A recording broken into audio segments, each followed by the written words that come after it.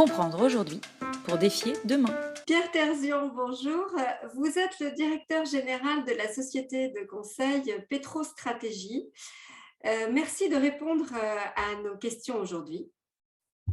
Je vous en Euh, prie. le conflit actuel déclenché par la Russie a rompu un certain équilibre commercial et cela concerne tout particulièrement le secteur de l'énergie. Quelles sont, selon vous, les conséquences actuelles? La guerre a été déclenchée dans un environnement déjà de marché très tendu de l'énergie, en particulier pour le gaz, puisque les Russes avaient réduit leur livraison de gaz en Europe déjà l'année dernière à partir du quatrième trimestre. Ce qui fait que l'Europe est entrée dans ce qu'on appelle la saison froide, l'hiver, avec des stocks très bas, et nous en sortons également avec des stocks très bas. Et les prix sont à la hausse à cause de cela, non seulement les prix du gaz, mais également les prix de l'électricité, du charbon, du CO2. L'économie européenne souffre actuellement et malheureusement, il faut s'attendre à des prix élevés pour les mois à venir parce que je n'ai pas l'impression que les Russes ont augmenté leurs exportations de gaz. Les autres alternatives au gaz russe sont très limitées, ne peuvent pas combler le fossé. Donc, je pense qu'on est parti pour une période relativement longue de prix élevés du gaz, donc de l'électricité, et également un marché très serré en termes d'approvisionnement. Voilà la situation dans laquelle nous nous trouvons actuellement. Et comment pensez-vous que les choses peuvent évoluer? Est-ce que la Russie pourrait décider de baisser ses exportations? Euh, bon, la Russie est le premier exportateur mondial de gaz. Beaucoup de gens ne le savent pas. Très grand producteur, et c'est la principale source de gaz de l'Europe en particulier. C'est 45% des importations de gaz de l'Europe et un tiers du gaz consommé en Europe. À l'heure actuelle, il n'y a pas de capacité de substitution ailleurs dans le monde. On peut économiser, nous, de notre côté, un petit peu, importer un petit peu davantage d'autres pays, mais on ne pourra jamais combler les 160 milliards de mètres cubes de gaz que nous importons de Russie. Et il y a aussi le pétrole. On l'oublie, on parle du gaz russe, mais on oublie le pétrole. Or, la Russie exporte 8 millions de barils par jour de pétrole. C'est le deuxième grand exportateur après l'Arabie saoudite, presque à égalité. Et là également, il n'y a pas de substitution possible, il n'y a pas de remplacement possible parce que les autres pays ne peuvent pas produire, augmenter leur production de 8 millions de barils par jour. C'est absolument impossible. Donc, sur le plan énergétique, on n'a pas le choix. Il faut continuer d'importer du pétrole et du gaz russe dans la mesure où les Russes, eux, voudront bien nous livrer ce pétrole et ce gaz. Donc, nous sommes actuellement devant cette grande interrogation qui elle-même est liée, bien sûr, à la situation militaire en Ukraine et aux sanctions décrétées par les pays occidentaux contre la Russie.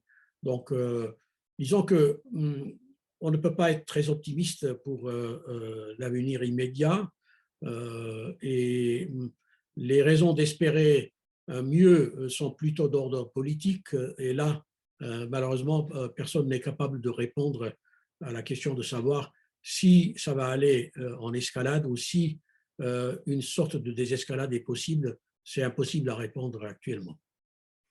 En fait, les différents scénarios qui s'offrent devant nous, il y en a relativement peu finalement en termes de substitution, si ce n'est la baisse une certaine baisse de la consommation. Bon, à court terme, la seule substitution possible, c'est de consommer moins de gaz, moins de pétrole. Ce serait une bonne chose d'ailleurs pour le climat, il y aurait moins d'émissions. Ce serait une bonne chose également du point de vue économique. Ça ne compensera pas les pertes du secteur industriel qui dépend fortement du gaz. Ce secteur est très touché. surtout les industries qui utilisent beaucoup le gaz ou l'électricité, l'aluminium, la chimie, la liste est longue, et ces industries vont souffrir par rapport à leurs concurrentes américaines, en particulier parce que les prix du gaz sont très très bas, 6 fois plus bas aux États-Unis que chez nous. Et donc, il y a un désavantage concurrentiel énorme par rapport à l'industrie américaine. Donc, économiser, ça c'est la première voie, et puis travailler pour développer des réserves nouvelles de gaz dans d'autres pays. Il en existe, en particulier en Algérie. L'Algérie dispose des 3e réserves mondiales de gaz non conventionnel. Ce gaz n'est absolument pas exploité, développé en Algérie. C'est un jet de pierre de nos frontières sud. Et l'avantage, c'est que ce pays est déjà relié à l'Europe par 3 gazoducs. Il n'y a pas de transit entre l'Algérie et l'Europe, c'est direct.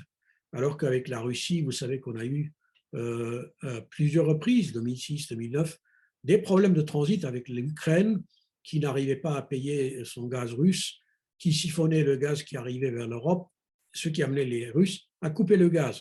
Donc, ceci n'est pas à craindre avec un pays comme l'Algérie. Il y a d'autres sources de gaz, la Libye, également liée à l'Europe par gazoduc. Et puis, il y a surtout le gaz naturel liquéfié, le GNL. Il faut construire davantage de terminaux. L'Allemagne va déjà construire 2 terminaux, elle l'a annoncé, et importer du GNL du Qatar, des États-Unis, d'Australie, d'Algérie, du Nigeria. Là, les possibilités sont très nombreuses. Que pensez-vous de l'alternative constituée par le gaz de schiste, par exemple? Le gaz de schiste est très abondant dans plusieurs pays, notamment l'Algérie, dont je viens de parler, mais également l'Argentine, les États-Unis, bien sûr, la Chine, la Russie elle-même, mais il n'est pas question, bien sûr, de développer du gaz de schiste en Russie. Si c'est pour remplacer du gaz russe, ça n'a pas de sens. Les réserves de gaz de schiste sont absolument colossales. Et donc, mais ça demande beaucoup de temps, ça ne se fait pas en quelques années.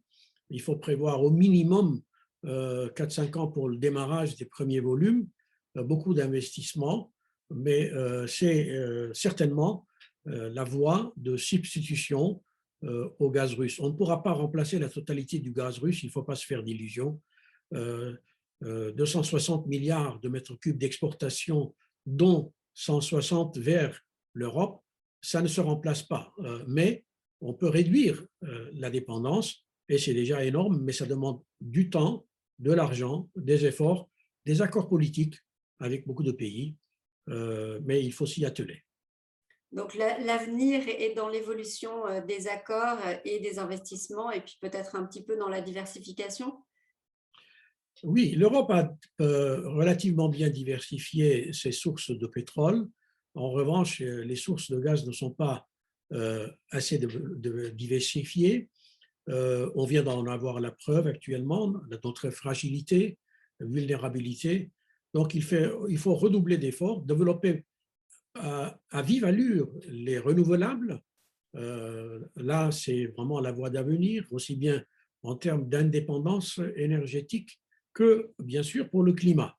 Et donc, il faut redoubler d'efforts là-dessus, aller vers le nucléaire. On ne peut pas y échapper.